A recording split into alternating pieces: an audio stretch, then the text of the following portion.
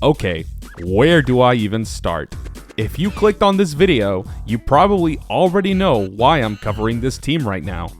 They were one of the championship favorites going into this season, so to say they underperformed would be a massive understatement. The expectations were high, and this team did not even get close to the finish line. This year was so catastrophic that whenever they were on national television, you found it more humorous to watch them than be impressed by their play. Acquiring Russell Westbrook was the big splash move when you had guys like DeMar DeRozan and Buddy Hield as possible options as well. Hindsight is 2020, so I understand that it's easy to say that it should have been obvious this wouldn't work, but this team had far more problems than just a guy who's had a narrative of being a stat machine and not much else. Coaching, leadership, management, roster, injuries, and effort all combined to make a season that was hilariously memorable. The Lakers' record this season was 33-49. They finished 11th in the Western Conference behind rebuilding teams like the Spurs and Pelicans. When you fail to even make the play-in after talks of championship, you know you probably sabotaged your own path. This would be the equivalent of going to your wedding, and instead of saying "I do," you confess to cheating on your partner with the priest and his mother and maybe even the choir. Since there's too many games to cover for the NBA, I've made a different format for NBA recaps. We will go from least to most responsible for the collapse and failure of this team.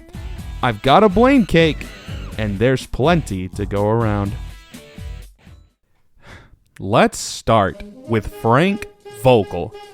To be honest, I feel Frank was more of a scapegoat than the actual problem for the Lakers this season.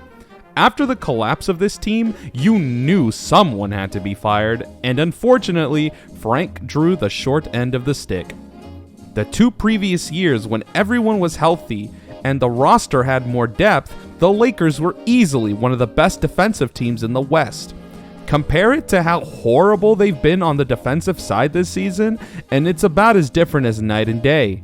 Now, you can criticize his rotations and a few of his game plans, but at the end of the day, you can only work with what you've got. I believe Frank is the least to blame for this, as injuries and terrible roster were completely out of his hand, and I'll go more into that later. As for Frank, good luck to him. He'll coach again. LeBron James. Yes, LeBron absolutely deserves criticism here, and the answers are obvious. Even though he's a player, he still definitely contributes into deciding who stays and comes into the organization. He's the reason why Anthony Davis came to LA in the first place for all those picks. He's the reason why LA traded assets and young talent for an all-star like AD. He's one of the big reasons why Russ came to LA in the first place. His effort on the defensive side of the ball was at times so lacking, you thought he was more interested in thinking about why he received the Razzie's Worst Actor award than what the opposing team was doing. LeBron is now 37, and although he is still clearly a top player, his days of carrying an unstable team are completely gone and over. LeBron will have to see what he wants to do, as he has stated he wants to play with Bronny when he gets into the league, who won't be NBA eligible until 2024, if he gets into the league. LBJ, as the face, must own this, even if he's putting up numbers and carrying the offense. Can't make contrarian tweets and not deliver afterwards. The roster. When you look back at the year the Lakers won the championship, you'll notice how different that roster looked compared to the current roster. Only LBJ, AD, THT, and Dwight remain of that team. This season had over 40 different lineups, and it was all due to the inconsistency of players. The team is also pretty old when you consider that over half the team is over the age of 30.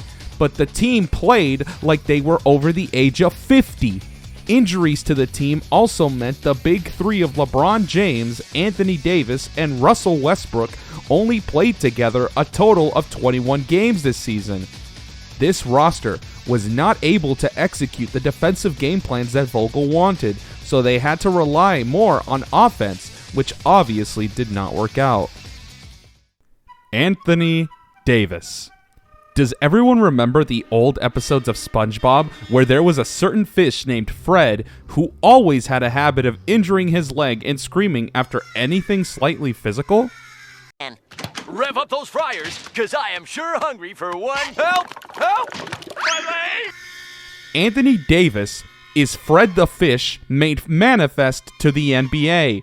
No matter what, three things are inevitable in this life: death, taxes, and AD missing time for an injury. It's almost become a game to place bets on when AD's next injury will be. People joke about how AD is made of glass. I would argue AD's body is made of dry seaweed, crunches up at the mere thought of any contact. AD is a player who has the potential to be a top 5 or top 3 player when healthy, but that's just it.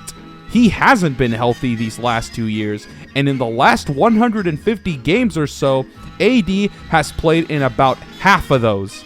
That's not a stable piece you can build around alongside LBJ. AD needs to invest into a strength and conditioning coach, and soon, before he ends up unable to play at all. Ladies and gentlemen, the moment you've all been waiting for. We've saved the best for second to last, the one and only Russell Westbrook. Man, oh man, where do we even start? Oh, I know. Let's play a highlight reel of all of Russell's lowlights while I talk about the reasons he was such a train wreck this season. First of all, Russell Westbrook single-handedly raised ratings for Undisputed whenever Skip Bayless unveiled his very popular Westbrook blooper reel while clown music was being played in the background. Now you may think he's being done a disservice, but let me tell you, his play was nothing short of awful. He at times led the league in turnovers, only to be surpassed by Trae Young. He shot less than 30% from the three-point line. He averaged around 4 turnovers a game. His free throw percentage was 66%, and his refusal to accept any criticism made him extremely frustrating. He even went after Frank Vogel, stating he didn't know what his issue was and that he never got a fair shot. I'll tell you the issue. Vogel is a defensive-minded coach, and Russell is a defensive liability on the court. I've seen a better defense for a Catholic priest being alone with a young boy than the defense that Russ showed this season. It has not worked, and he needs to be traded. He could fit in nicely with another team, but the Lakers just isn't it. It's truly interesting how much blame Rob Pelinka has avoided when he is the most responsible for the failure of the Lakers this season. He constructed one of the oldest rosters around an older LeBron James. People want to blame Vogel for this mess, but Frank can only do so much with players who don't play any defense or are well past their best years or stay injured. You need youth in today's NBA, and this season has been a clear sign of this. At times, Stanley Johnson was your second best player, and he wasn't even with the team at the beginning of the season. You had a guy in Talen Horton-Tucker who you were wanting to build up, but you couldn't even have him and Russ on the court at the same time. This team is beyond unrecognizable from the 2020 team that won the title. This roster has deep issues, and it all starts with Pelinka. He thought a big three that were old and injury-prone with older players coming off the bench was enough to carry them to success, and it failed at every turn. He's now in obvious search of a new coach, but the coach wasn't the problem. It was the tools you gave him that were the problem.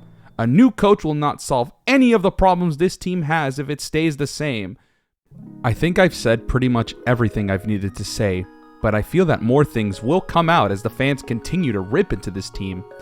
It almost felt like a disgruntled Clippers fan made a voodoo doll of the Lakers organization and took a massive dump all over it and then tossed it into a trash compactor which was hooked up to 300 pounds of dynamite. The Lakers' solutions are simple: shuffle the roster, get off Westbrook's contract, and get a coach who will be able to handle the waves made by this team. Easier said than done, as who really wants to take on that big Westbrook contract? Also, the Lakers don't even have control of their own first-round picks until 2026. Regardless, something must be done, or the Lakers will not see any more glory. Until next time, everyone. Let's eat.